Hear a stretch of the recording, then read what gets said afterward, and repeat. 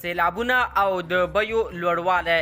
پاکستان له افغانستانه د خوراکي موادو واردولو غوښتنه کړې.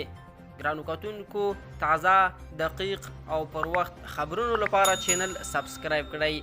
پاکستان ویلي دي چې د وروستیو سیلابونو له امله په دغه هیواد کې د خوراکي موادو بیې لوړې شوي دي، خو دوی هڅه کوي چې د دې ستونزې د حل په موخه له افغانستان سره د خوراکي موادو او تازه ترکارۍ د وارداتو په برخه کې یوه هوکړه وکړي.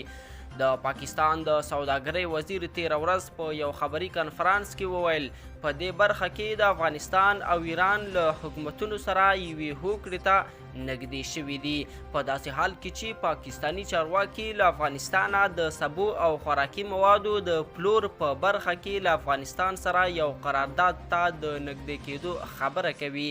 د افغانستان د سوداګرۍ او صنایعو خونه وایي هڅه به وکړي دغه هیواد ته د خوراکي موادو د صادراتو کچه زیاته کړي. د دې خونې مشر محمد یونس مومند ازادۍ راډیو سره په خبرو کې په افغانستان کې د طالبانو د حکومت او پاکستان ترمنځ د کومې کېدونکې هوکړې په اړه بې خبري وښوده، خو ویل که څه هم په افغانستان کې سیلابونو د سبو او خوراکي موادو کروندې ځپلي، خو بیا هم خصوصي سکتور هڅه کوي چې په دې برخه کې د افغانستان صادرات زیات کړي. نوموړي وویل که څه هم افغانستان سیلابونو ځپلی، خو زموږ مارکیټونه له سبو او تازه میوو او ترکارۍ نه ډک دي او هڅه به وکړو چې پاکستان ته په دې برخه کې خپل صادرات زیات کړو.